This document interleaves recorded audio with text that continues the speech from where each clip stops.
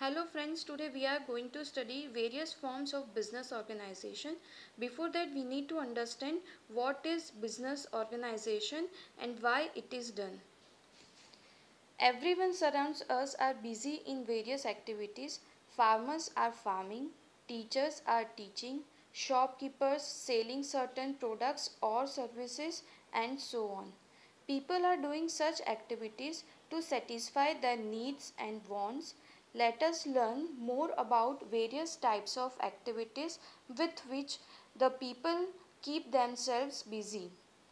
Activities undertaken by human beings are known as human activities. It is divided in two categories. First is called as economic activity and second one is called as non-economic activity. Let us discuss them one by one. The first one, that is economic activities. These are the activities which are performed by human beings for earning livelihood. Economic activity is the activity of making, providing, purchasing or selling goods or services.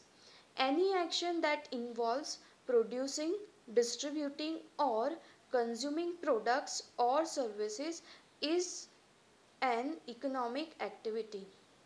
The economic activities exist at all levels within a society. Additionally, any activities involving money or the exchange of products or services are economic activities. For instance, running a small business is the great example of economic activity. Employees working in a factory and receiving wages, for example, are performing activities. Their employers are also economically active because they pay the workers and make a goods for the market. Now, further, we divide economic activities in three parts such as business, employment and profession. Let us discuss economic activities one by one. The business means those activities they are the economic activities in which human beings generally produce or purchase goods for sale to satisfy the needs of other people to earn profit. For doing business, no minimum qualification is required. Businessman gets profit as reward in return. Business requires initial capital investment. Risk involved here is very high. The second economic activity is known as employment. These are those economic activities of human beings in which people work for others and get remuneration in exchange. Qualification which is prescribed by the employer is required. Employees are generally get salary or wages for their work done. No capital investment is required in employment. No risk as employee get regular salary. The third form of economic activity is profession. It refers to those economic activities of human beings which require special skill and knowledge to perform that field activities. Training in particular field is required in it. Professionals get the professional fees. Limited capital investment is required to set up profession. Little bit risky as fees sometimes uncertain and irregular. The above three forms of economic activities are has been discussed. Now let us discuss the non-economic activity. The non-economic activities which are performed by human beings due to sympathy, love, affection, etc. The term contrast with non-economic activities when somebody goes to a temple to pray or meditate.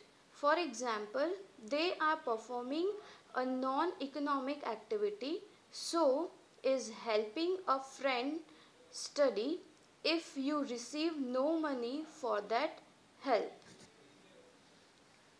Now, let us discuss the various definitions or meaning of business. Business is an economic activity which is related to continuous and regular production and distribution of goods and services for satisfying human wants. Another definition was given by Dixie. So, business refers to a form of activity conducted with an objective of earning profit for the benefit of those whose behalf the activity is conducted. So, the center of this organization is profit, and another one is it is mainly involving the distribution and production of goods and services which can satisfy the human wants. Now, let us discuss the various characteristics of business. So, business involves certain characteristics such as it's an economic activity, it involves production or purchase of goods and services, selling of goods and services, continuity in dealings, profit earning, elements of risk, uncertain return, legal and lawful, and consumer satisfaction. Let us discuss all the characteristics in detail. The first one, that is economic activity. The business is an economic activity as it is conducted with the primary objective of earning money, that is for an economic motive, what we have discussed previously. Another characteristic is production or purchase of goods and services. Goods and services are produced or procured by business entities so as to add value and sell them to the consumers. Goods are either manufactured by the company or procured from the supplier with the aim of selling it. The next characteristic is selling of goods and services. Business must involve the transfer of goods to the customer for value through selling, meaning that if the goods are required by personal consumption, then the transaction will not amount to business activity. So over here it is very much clear that the transaction which is mainly happen for the business only, so that will be recorded. The third one is continuity in dealings. Every business requires regularity in transactions, such as an isolated transaction of exchange of goods or services will not be considered as business. So, to constitute a business, the dealings must be carried out on regular basis. Another characteristic is profit earning. The basic purpose of business is to make the profit from its activities. It is the spine of business which keeps the business going on in long term. The next characteristic is element of risk. Risk is the key element of any business concerned with exposure to loss. Efforts are made to forecast future events and plans the business strategies accordingly.